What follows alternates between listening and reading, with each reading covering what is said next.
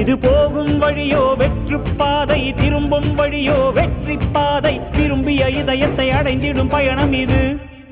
கடல் தாண்டும் பறவைக்கெல்லாம் வழியில் மரங்கள் கிடையாது. ஆனாலும் கண்டம் தாண்டும் சிறகுகள் வலிக்காது. மலையேறும் எறும்பின் கால்கள் வெயிலை மிதித்து உடையாது.